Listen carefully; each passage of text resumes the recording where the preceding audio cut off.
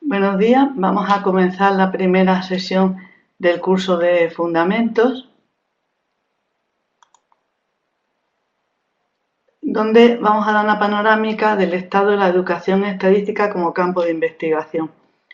Algunos de vosotros ya tendréis experiencia con la investigación o habéis leído sobre este campo, pero otros venís de los institutos o sois profesores y quizás no sepáis mucho de este tema. Este curso, como sabéis, es el primero de 3 cursos relacionados, que son el curso de Fundamentos, que es el curso de Didáctica de la Estadística y el Didáctica de la Probabilidad. Entonces, en este primer curso vamos a dar unas bases que os sirvan para los otros dos. El esquema de la presentación es el siguiente. Vamos a hablar de cómo ha surgido la educación estadística desde diferentes disciplinas, no solamente la didáctica de las matemáticas, sino también desde la psicología y desde la propia estadística, el estado actual del tema y la idea de algunos recursos para la investigación. Bueno, ¿por qué la educación estadística? Sin duda, uno de los descubrimientos principales del siglo XX ha sido el hecho de darse cuenta de que el mundo no es determinista, sino que es aleatorio. Y esto ha permitido matematizar muchos aspectos de la realidad que antes no se tenían en cuenta con las técnicas matemáticas, gracias precisamente a la estadística y la probabilidad, que ha ayudado al desarrollo de muchas otras ciencias. Por eso no es casualidad que en el siglo XX y lo que llevamos del siglo XXI, la ciencia y la técnica haya tenido una repercusión y una ampliación tan grande y un desarrollo tan tremendo, justamente por el aporte que les ha dado la estadística. Y recíprocamente, la estadística a su vez ha recibido aportaciones de diferentes ciencias. Por ejemplo, la idea de coeficiente de correlación viene de la biometría, o el análisis de la varianza se ha organizado en la agronomía, o el análisis factorial en la psicología. Y así la estadística se ha convertido en una herramienta interdisciplinar y esto explica el hecho de que sea uno de los temas más enseñados hoy día. Bueno, si el siglo XX ha sido el siglo de la estadística, podemos decir que el siglo XXI se va a convertir en el siglo de la educación estadística, porque hoy día se habla ya de cultura estadística como una parte de la educación deseable para todas las personas, debido a que encontramos la estadística no solamente en todos los niveles educativos de la escuela a la universidad, sino también en la vida cotidiana. ¿Dónde comienza esta idea de educación estadística? En realidad, los primeros trabajos en los años 50 se realizaron en la psicología del desarrollo. La psicología del desarrollo que estudia el cambio en el razonamiento de las personas desde la infancia hasta la vejez. Pero en particular, los primeros pioneros, Piaget y Engel, se ocuparon de la forma que razonan los niños, no solamente en estadística y en probabilidad, sino en otros temas de matemática. Esta investigación es muy dispersa por el hecho de que no solamente, como os he dicho, está en didáctica las matemáticas, sino en otros temas. Quiere decir que cuando yo voy a buscar un artículo relacionado con el tema que estoy investigando, no solamente voy a tener que mirar las revistas del área, sino revistas de otras especialidades. El crecimiento de la educación estadística hoy día exponencial se ve también por los trabajos de tipo survey. Aquí he puesto una gran lista. Algunos de ellos son capítulos en los handbooks de educación matemática y otros son libros completos. También la existencia de grupos de trabajo específicos sobre educación estadística en congresos internacionales como el ICME, o el PME o el CERME, pero sin embargo, a pesar del crecimiento, es todavía escasa comparado con áreas como la aritmética o como el cálculo o la geometría. Y se ha concentrado preferentemente en el nivel escolar, pero cuando vayamos hablando veremos que habría posibilidad de investigar sobre otros niveles educativos. Vamos a ver entonces dentro de la psicología qué es lo que más se ha trabajado. Una de las partes que se ha trabajado en psicología sobre la educación estadística ha sido sobre el desarrollo de los niños. Los que tenéis hijos o hermanos o amigos que tienen niños habréis dado cuenta de que el razonamiento, la lógica del niño pequeño son bastante lógicos, pero es muy diferente de la del adulto. Entonces, estos psicólogos lo que se han ocupado es de escribir cómo piensan el niño en temas de matemática en distintas edades y cómo va cambiando su razonamiento. Esto es importante para los profesores, sobre todo para los profesores de primaria, que tienen que dar clase a niños desde los 6 años, y si quieren explicarles un tema, si quieren trabajar, por ejemplo, la idea del azar con los niños, tendrán que ver en qué forma conciben los niños el azar para no llegar a un fracaso.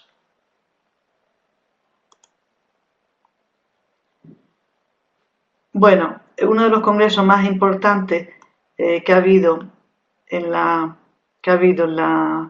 psicología es el congreso del PME o Congreso de Psicología de la Educación Matemática, que el año que viene, en el año 2019, hará ya el 43 congreso, que va a ser en Sudáfrica. En este trabajo de Piaget se basa en su teoría del constructivismo, que os habéis hablado en la otra asignatura, donde se supone que el aprendizaje se determina no porque un profesor te cuente a ti un tema, sino que requiere experiencia y conocimiento previo. Esto es importante porque entonces será necesario saber, antes de empezar un tema nuevo, qué es lo que el niño ya conoce. Y además será necesario hacer que el niño resuelva los problemas por sí mismo para que logre una experiencia con el tema. Cuando el niño encuentra una idea nueva, se produce un conflicto cognitivo que va a resolver mediante la acomodación y la asimilación. Mediante la asimilación consiste en aceptar esa idea y la acomodación es cómo cambia su estructura mental para hacerle sitio a esta nueva idea. En esta teoría el aprendizaje siempre sigue las mismas etapas, aunque la edad en que alcanza cada etapa puede variar de un niño a otro. Para hacer estas investigaciones, Piaget y Ingelder, que eran psicólogos suizos, proponen a los niños distintos juegos y problemas y van entrevistando a los niños desde pequeños, desde 3 años, 3 años y medio, cuando comienzan a hablar, niños de 4, de 4 y medio, de 5, así hasta llegar a los 13 o 14 años, y entrevistando a muchos niños y viendo los tipos de respuesta que dan niños de la misma edad al mismo problema, ellos crean su teoría de las etapas evolutivas. Os voy a poner algún ejemplo para que podáis entender los experimentos que hacían Piaget. Por ejemplo, este experimento consiste en lo siguiente. Se dan a los niños 2 urnas, A y B, donde tienen bolas blancas, rojas y negras. Y le pregunta al niño, mira, vamos a hacer un juego. Tú tienes que coger una de las 2 bolas, de las 2 cajas. La caja es transparente para que el niño vea el contenido. Puedes coger la A o la B. Ves que en la caja A hay 3 bolas negras y una roja, pero en la B hay también una roja y 2 negras. Una roja y 2 negras en vez de 3. ¿Tú qué caja elegirías? Si consigues sacar una bola negra, te voy a dar un caramelo, pero primero nos quedamos solamente con una de las cajas y además te voy a vendar los ojos para que no me hagas trampa. Bueno, entonces le preguntan a los niños cuál caja quieren. Bueno, ¿vosotros qué diríais? La respuesta, lógicamente, sería elegir la caja A, porque al mismo número de bolas rojas tiene más negras, luego es más fácil sacar la negra. Es decir, los niños hacen una estrategia, aunque no sepan fracciones, con un niño de 4 o 5 años te puede resolver este problema, porque solamente necesita saber contar números pequeños. Bueno, un poquito más adelante, sobre los 7 años, le pone el mismo problema, pero cambiando el número de bolas negras y rojas. Ahora tenemos 5 bolas negras en las cajas, es decir, el número de bolas negras es la misma en las 2 cajas. Lo que cambia ahora es el número de bolas rojas. ¿Qué caja cogeríamos ahora, la C o la D? Bueno, lo que va a hacer el niño, que ahora necesita ser ya de 7 o 8 años, es decir, que voy a coger la caja C porque tengo menos bolas rojas, es más difícil que coja la bola roja. Es decir, que el niño está razonando usando el suceso contrario. Esto ya es bastante más difícil que el caso anterior y por eso tienes que esperar hasta los 7 u 8 años. Fijaros en la siguiente etapa, que el niño alcanza a los 11 o 12 años. Ahora no tenemos ni el mismo número de rojas ni el mismo número de negras. Pero yo puedo ver que por cada roja hay 3 negras en la caja E. Y en la caja F también, ¿no? Por esta roja de acá, de la izquierda, hay estas 3 bolas negras y por la roja de la derecha otras 3. Luego las bolas están en proporción 3:1. Bueno, cuando el niño se da cuenta de esto, te dirá que es lo mismo jugar con una caja que con otra, porque el niño empieza ya a entender el concepto de fracción. Y la última etapa, que sea a los 14 o 15 años, cuando el truco anterior tampoco me sirve, y tengo que comparar fracciones de distinto denominador. La probabilidad de sacar negra en la bola E sería 3/5 y en la caja F 5/8. Para poder comparar esas dos fracciones necesito pasar a común denominador, por tanto tengo que manejar fracciones y me tengo que esperar ya un poco más tarde. Bueno, este es uno de los ejemplos de los experimentos de Piaget. Otro profesor que ha trabajado también mucho con los niños fue Fishbein, que en vez de preocuparse tanto por los conocimientos matemáticos formales, se preocupaba por las intuiciones de los niños. Él piensa que las intuiciones que tenemos en probabilidad a veces son erróneas porque aunque el niño se encuentra el azar en todo lo que le rodea, mientras que la experiencia aritmética la puedes manipular, la puedes tocar, la puedes concretizar, no pasa así con la experiencia aleatoria. Y además la estadística y la probabilidad se suele enseñar ya muy tarde, cuando el niño tiene las intuiciones formadas. Vamos a ver, por ejemplo, un ítem sobre las intuiciones. Nosotros, si preguntáramos en la parte izquierda, tenemos aquí dos discos y queremos sacar el número 1.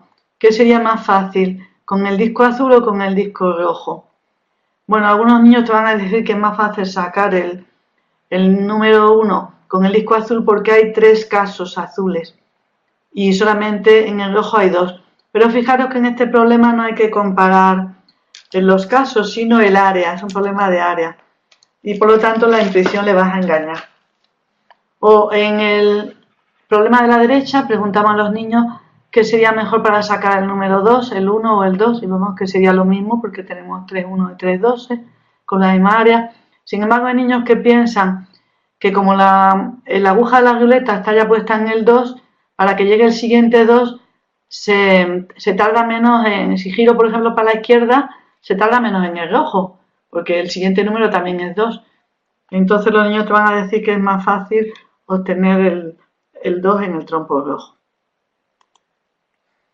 Bueno, este otro ejemplo, como estos investigadores eran suizos, y en Suiza nieva en el invierno bastante, en el patio de su casa les preguntó a los niños, mira, está empezando a nevar, y entonces teníamos una baldosa en el patio, como la parte izquierda, aquí de la figura A, con 4 copos de nieve. Si dentro de un ratito venimos a ver dónde han caído los copos de nieve, ¿cómo piensas que va a estar la baldosa? ¿Como la figura A, como la B o como la C? Bueno, en la primera etapa los niños son muy deterministas y piensan que al cabo de un ratito la nieve se va a colocar como en la figura A, un copito de nieve en cada baldosa y justamente en el centro. Ya un poquito más grande, a los 7 o 8 años, los niños van a aceptar que el copo de nieve no cae en el centro de la baldosa, se puede mover, pero no dejan baldosas vacías. Y ya un niño adulto, ya con 13 o 14 años, pensaría que alguna baldosa pueda quedar vacía y en otra pueden tener 2 o 3 copos de nieve. Bueno, igual que con los niños, se ha trabajado también con los adultos, con muchos conceptos como la probabilidad, el muestreo, el test de hipótesis, etcétera. Y todo esto es por el interés que tienen los psicólogos en saber cómo las personas toman una decisión bajo incertidumbre. Fijaros que hay muchos tipos de profesiones, como el médico, un juez, un abogado, un profesor que tiene que hacer una evaluación, un militar, un político, que tiene que tomar una decisión. A ver, ¿qué cantidad de dinero voy a poner en los presupuestos este año para educación? ¿O qué nota voy a darle a este alumno? ¿O qué diagnóstico le doy a este enfermo? Pero no tenemos una información completa. Un médico puede ver a un enfermo con unos síntomas y esos mismos síntomas pueden corresponder a más de una enfermedad, o aunque sepa la enfermedad, puede ser que la medicación que dé tenga una u otra consecuencia dependiendo del estado de salud del enfermo. Lo que han mostrado estas investigaciones con adultos cuando están tomando decisiones es que se cometen muchos errores, se hacen muchos sesgos. Y esto es debido a que hay unos mecanismos mentales que llamamos heurísticas que nos llevan a suprimir una parte de la información que tenemos para que el problema sea más sencillo, pero esto te produce un error. Un problema muy célebre es este problema del hospital, que dice, supongamos que tengo dos hospitales, un hospital en Granada, el hospital central, donde cada día nacen 150 bebés, y un hospital en Maracena, donde nacen 15 bebés al día. Yo todos los días apunto de esos bebés que nacen cuántos son niños y cuántos son niñas. Bueno, vamos a examinar todos los registros que hemos hecho a lo largo del año. ¿En cuál de los dos hospitales habrá más del 60% de días, más del 60% de los bebés sean niños en más días? ¿Cuándo será más fácil que más del 60% de los bebés sean niños? ¿En el A, en el B o en el C? Bueno, cuando ponen este problema, la mayoría de la gente dice que el C, porque se fijan solamente el 60%, pero este problema tiene otro dato que es el tamaño de la muestra, y las muestras de 15 valores varían más que las muestras de 150 valores. Entonces, claro, en 15 valores, 60% de 15 son 9. Es más fácil que en 15 niños tenga 9 niñas o 10, pero en 150 bebés el 60% serían 90. Es muy difícil que en 150 bebés tenga 90 o más niñas, porque normalmente van a nacer 75-75. Bueno, otro ejemplo parecido es la falacia de conjunción, donde a veces cuando tenemos una probabilidad compuesta pensamos que es más fuerte la probabilidad compuesta que la simple, cuando sabemos que esto no puede ser. ¿Por qué? Porque la probabilidad compuesta es el producto de la probabilidad de A por la de B, y las probabilidades son números menores que 1, o como mucho 1. Entonces, si tú multiplicas dos números menores que 1, o como mucho 1, no puedes sacar un número mayor que 1. Sin embargo, si nos fijamos en este problema, ¿qué te parece más probable? Linda trabaja en un banco, es una prueba simple. Linda es feminista, también simple. Decimos, Linda trabaja en un banco y es feminista. Pensamos que el segundo es más probable porque nos parece más representativo. Bueno, otros profesores han trabajado sobre la idea de cómo facilitar estos problemas. Una de las recomendaciones que hacen es utilizar, en vez de porcentaje, utilizar frecuencia, ¿no? Si el problema de los hospitales, en vez de decir 60%, decimos cuántos días nacen más de 9 niñas en el primer hospital y cuántos días nacen más de 90 niñas, lo hubiéramos resuelto mejor. Bueno, si vais a tener interés en ver otros casos donde se producen intuiciones incorrectas, os invito a que visitéis esta página web. Aquí en la presentación que os voy a dejar en el Prado, todos los enlaces están activos, así que vosotros pinchando entráis en internet y podéis leer las noticias. Esta es la noticia de la falacia del fiscal.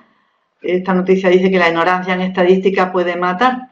Bueno, espero que os pique la curiosidad y vayáis a ver en qué consiste la noticia, que es un caso, para no ser muy largo, no vamos a describirlo completamente, es un caso de una confusión muy frecuente entre la probabilidad de A condicionado con B y la probabilidad de B condicionado con A. Nosotros hay muchas operaciones, por ejemplo, la suma A más B es igual que B más A. El producto A por B es igual a B por A. Pero la probabilidad condicional no es transitiva, ¿eh? La probabilidad de A con B no es lo mismo que la probabilidad de B condicionado con A. Y bueno, en esa página web os cuenta un caso de una mujer que fue Sally Clark, que aquí en esta página viene la historia, que fue condenada pensando que había matado a sus dos niños recién nacidos. Fue una mujer que tuvo un niño que tuvo muerte súbita y al cabo de 2 años o 3 años se volvió a quedar embarazada, tuvo otra vez el niño siguiente también muerte súbita. Sabéis que esto es una cosa rara, pero a veces por malformación del feto, por ejemplo en el corazón o algo, el niño nace bien y a lo mejor a cabo de 3 o 4 días puede morir. Bueno, en este caso ocurrió, esta chica estuvo acusada, perdió el juicio, fue a la cárcel y luego al cabo de un tiempo el abogado defensor consiguió demostrar con argumentos estadísticos que se había producido un error y la liberaron. Claro que nadie la libró de los años que había estado en la cárcel. Bueno, además de estos casos como este de la falacia del fiscal, que es muy llamativo, y para cuando vaya a explicar la prueba condicional en la clase, pues le puede interesar mucho a los estudiantes. Cuando ya nos vamos a explicar estadística en la universidad, los que seáis profesores de estadística, o cuando vosotros, si alguno hace un trabajo de fin de máster o una tesis en el futuro donde tenga que analizar datos estadísticos, pues entonces veréis que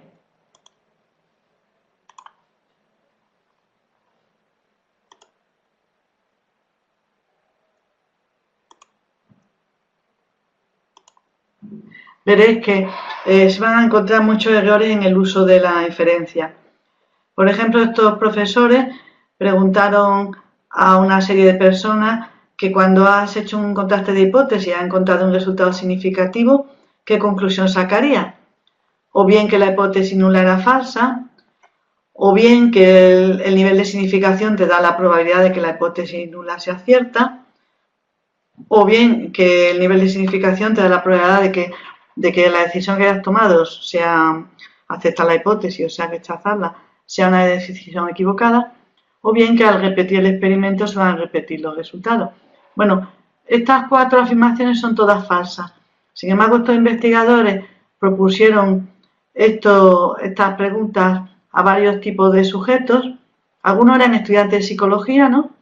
Otros eran científicos, pero que no enseñaban estadística. Otros eran investigadores en psicólogos y otros eran profesores de metodología, es decir, profesores de estadística en psicología. Y estos tanto por ciento son el tanto por ciento de sujetos que algunas de las afirmaciones dijeron que eran correctas. Es decir, que estos errores en el uso de las inferencias te los vas a encontrar incluso hasta en los profesores de estadística. Bueno, esto sería toda la investigación que hay en psicología y también vamos a encontrar en matemática, como os dije, con menos cantidad que la que hay en otros temas. Aquí he puesto una lista de congresos. También hay congresos específicos de educación estadística, os hablaré luego de ellos, pero incluso tenemos, no sé si alguno venís de Colombia, de Costa Rica, de México, de Portugal. Tenemos congresos también regionales, digamos. Nosotros aquí en España estamos organizando aquí en el grupo nuestro de trabajo este congreso, que ya es el tercero que hacemos, y entonces si alguno está interesado os invito a que entréis y también podéis participar. Y entonces veremos que en este congreso se han hecho otras dos sesiones anteriores y tiene una gran participación hacer en distancia y se puede trabajar en muchos temas de didáctica de la estadística. Bueno, ¿por qué el interés de la estadística en didáctica de las matemáticas? Pues porque la estadística ya se incluye no solamente en la universidad, sino también en la escuela. Y en la escuela entonces tiene una problemática para poder enseñar a los niños. Se va a enseñar en la escuela por la importancia que tiene para el desarrollo del niño, porque ayuda en los otros temas del currículum, porque es útil para la vida profesional.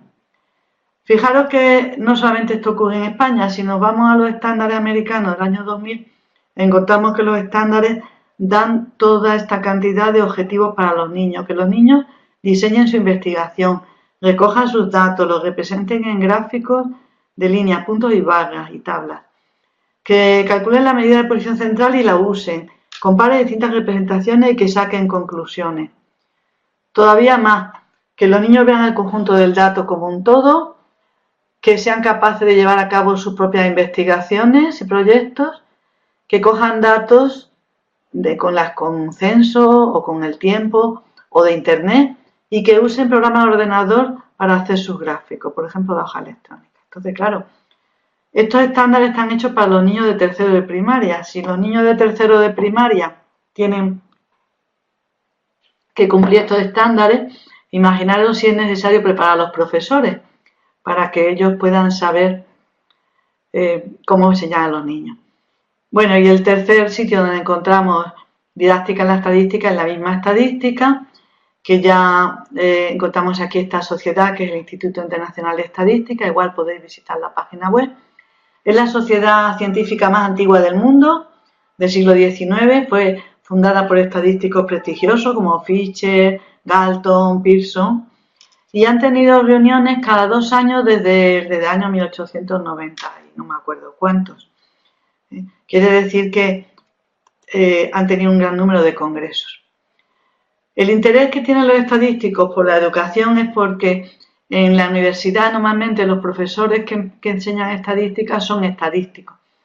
Y además tienen que enseñar estadística no solamente a matemáticos, sino a abogados, a médicos, a biólogos, a físicos, por lo cual tienen problemas ahí de didáctica.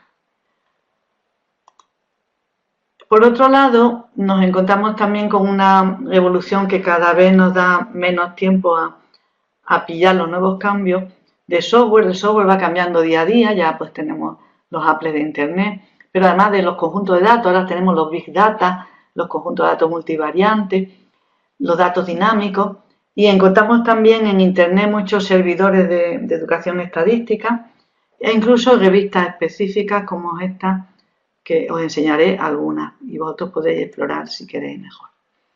Encontramos también recursos didácticos, por ejemplo esta página es una página hecha por un profesor andaluz, así que por eso entre todos los infinitos recursos didácticos que encontramos en internet he querido poner esta página para que visitéis, donde cuando la pinchas te vas a encontrar todos estos temas que dicen aquí, azar y probabilidad, situaciones problemáticas, combinatorias, equipamiento experimental. Aquí tienes dados virtuales, ruletas virtuales, cartas virtuales, todo para que tú puedas en tus clases hacer unas clases más dinámicas y más activas. Encontramos recursos como por ejemplo este Gapminder. El Gapminder es un recurso de visualización dinámica y multivariante hecho por este profesor que está aquí muy pequeñito, Hans Röntling. Tiene vídeos, tiene conjuntos de datos que podemos utilizar en nuestras clases, tiene los laboratorios, ¿no? Y noticias que podemos utilizar para cualquier tema de la clase de estadística. Encontramos también asociaciones como esta del IASE, una asociación internacional específicamente dedicada a mejorar la enseñanza estadística y la investigación en la enseñanza de la estadística. Tiene una variedad de actividades como la investigación, intercambio de ideas internacional con congresos o publicaciones. Por ejemplo, aquí tenemos la página, ¿no?, de internet, tenemos la revista Staser, tenemos esto que hablaremos ahora, el proyecto de alfabetización estadística, tenemos recursos de proceeding de conferencias que están online, es decir, que tú en esta página pinchas aquí en conferencias y te encuentras toda una serie de actas de congresos de más de 20 años o 30 años de actas de congreso allí colocadas y los últimos congresos que ha habido. Encontramos este congreso que llama los Congresos Internacionales de Enseñanza de la Estadística, ICOS. El último ha sido este verano en Japón. Allí estuvieron dos de los profesores del programa, Pedro Arteaga y María Gea, y también algún estudiante del máster del año pasado. Entonces, si vosotros entráis a esta página, podéis ver los trabajos que han presentado ellos y todos los trabajos, y podéis ver todos los temas que se han tratado en este congreso, con más de 600 participantes. Otra actividad que tiene el IASE, esta actividad que llamamos la alfabetización estadística, o si queréis una cosa menos rara de término, la cultura estadística, el proyecto internacional sobre cultura estadística. Si nosotros pinchamos esta página, vemos que las personas que trabajan en este proyecto, las publicaciones que hacen, hay un boletín que se llama Statistical Literacy, con noticias de actividades, ideas y publicaciones relacionadas con la educación estadística. Hay libros, hay actividades, competiciones. Las competiciones, una de las cosas que hay es una olimpiada, igual que hay una olimpiada de matemáticas, hay una olimpiada de estadística a nivel internacional donde pueden participar cualquier instituto de cualquier parte del mundo, solamente deben de inscribirse. Van pasando fases, primero, por ejemplo, europeas, ¿no? Los que ganan Europa van a otra fase ya internacional. Y el regalo último que tienen es ir al siguiente ICOS, invitan a los niños que ganen al siguiente ICOS a asistir a ese congreso. Y también tienen recursos didácticos. Bueno, otra cosa que hace esta sociedad es publicar una revista. Esta es una revista exclusiva de educación estadística. Lleva, me parece que 12 años, está ya en Scopus. Ahora estáis todos muy preocupados con la idea de que hay que publicar en Scopus o en el Journal Citation Reports, pero esta revista está ya en el Scopus y lleva 12 años y están todos los trabajos, están ahí publicados. Publica en inglés, pero también publica en español. Bueno, aquí tenemos este libro, porque otra de las cosas que hace esta sociedad, lo que llama las mesas redondas, la última mesa redonda que se hizo en colaboración con el INMI, lo que se llama el INMI Study, y fue justamente sobre el tema de formación de profesores. Entonces, este congreso lo que hace al final es producir un libro, y en este libro se trata el tema, se hace primero el congreso, en ese congreso se discute el tema y luego se produce un libro para tratar de contestar este tema. Bueno, además de todas estas cosas que hemos visto, tanto en la psicología como en la didáctica de las matemáticas, en los distintos congresos, ¿no?, y sociedades, y también en la propia estadística, vamos a encontrar educación estadística también en lo que serían los institutos de estadística. Una cosa también diferente que tiene la estadística respecto a otras materias es que nosotros no tenemos un Instituto Nacional de Geometría o de Álgebra o de Aritmética, pero sí que tenemos un Instituto Nacional de Estadística. Todos los países tienen sus institutos de estadística, o si no le llaman institutos, sus oficinas de estadística. ¿Por qué? Porque la estadística es muy importante en la política y en la economía. Sabéis que justamente la palabra estadística viene de Estado, ¿no?, ciencia del Estado. Y entonces todas las oficinas de estadística no solamente existen en el país, sino regionales. Aquí tenemos pues Andalucía, o a nivel, por ejemplo, europeo, el Eurostat. Todas estas oficinas tienen que hacer sus estudios recogiendo datos y necesitan la colaboración del usuario. Entonces, claro, ellos, para asegurarse la colaboración de las personas, necesitan que las personas tengan confianza en ellos.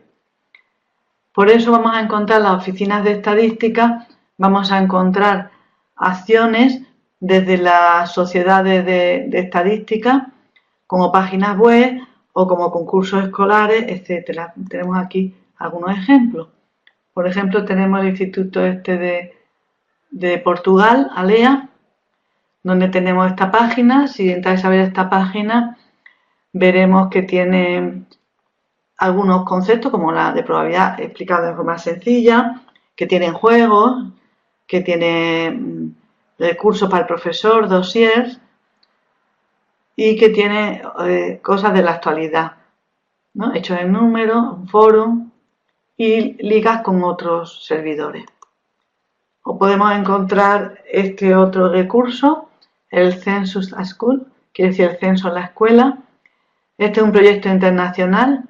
Yo he entrado aquí en esta página, que creo que es la página australiana, pero dentro de esta página, en los links, está la página internacional y tienes delegaciones, digamos, en varios países, en Italia, en América, en Estados Unidos, también tiene en Nueva Zelanda. Bueno, ¿qué pasa si quisiéramos nosotros participar en España? Bueno, cualquier instituto podría participar en este censo en la escuela. ¿En qué consiste? Consiste que si tú participas en el censo, ponen a tu escuela conectada en internet con esta plataforma, y esta plataforma tiene una hoja de base de datos, de muchos datos de niños de todo el mundo, de distintas edades, que en cada escuela se ha hecho una encuesta sobre cosas que les interesan a los niños, las mascotas, las edades, los miembros de su familia, en qué trabaja el papá o la mamá, los juegos que hacen, la paga que da a la semana, etcétera. Entonces uno, para la clase de estadística, puede entrar aunque no te apunte al censo, te puede apuntar al censo para que tu colegio también, esos datos de tu colegio estén en el censo. Pero también te puedes apuntar para que poder sacar datos y usarlos tú en tu clase. Además de los datos, hay hojas para los profesores con actividades sugeridas para la clase de estadística. Y un ejemplo en España sería el Instituto Canario de Estadística, donde tiene también una página de recursos y de proyectos estadísticos. Los tiene en secundaria, como veis aquí en el menú este de la izquierda, pero también incluso hasta primaria, es decir, para que los niños trabajen con proyectos e investigaciones, pues tienen ejemplos de proyectos y concursos de proyectos para los niños.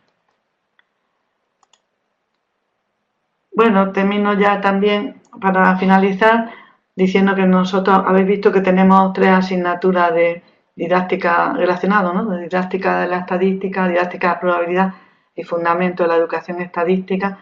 Parece que es mucho tener esas 3 asignaturas para hacer un programa de máster, pero sin embargo esto es porque nosotros tenemos aquí un grupo muy fuerte formado por varias personas. Tenemos una página web que también podéis acceder a la página para ver quiénes somos, y todos los profesores que estamos dando este curso estamos en el grupo y otros profesores que no participan en el máster, y también tenemos miembros del grupo en otras universidades. En esta página web que tenemos nosotros tenemos también muchas publicaciones. Aquí sale pequeñito, pero vosotros podéis entrar a la página. Una de las cosas que cuando pinchéis las publicaciones que puede interesar es que tenemos muchos ejemplos de tesis de máster. Yo, para facilitaros el que tengáis ejemplos de tesis de máster, habréis visto que en Prado he puesto una página web especial, una lista con vínculos a distintos ejemplos de tesis de máster, unas que son sobre libros, otras que son con niños, otras que son sobre el estado de la cuestión, para que podáis tener modelos.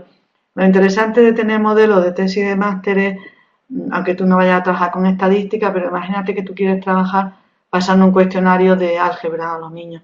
Pero si tú coges una tesis de un cuestionario de probabilidad a niños, va a haber muchas cosas que tú puedas tomar modelos. La organización de la tesis, la forma de construir el cuestionario, la forma de analizar los datos, ¿no? Y todo esto esperamos que os ayude a poder finalizar el trabajo de este año. Bueno, las conclusiones que podíamos sacar de este tema es que esto de la investigación estadística es muy amplio, que hay mucho interés, que es una gama todavía, aunque habréis quedado un poco abrumados porque es muy grande lo que os estoy contando, sin embargo es todavía emergente, por tanto queda mucho para hacer, por tanto quedan muchos temas para investigación y hay unas posibilidades muy variadas, tanto con niños, con profesores, con recursos didácticos, con libros de texto, el currículum, las actitudes o cualquier otro tema que os pueda interesar. Bueno, y con esto yo termino ya la presentación y os dejaré las instrucciones para finalizar este tema, os las iré dando tanto por el foro como dentro del mismo Prado.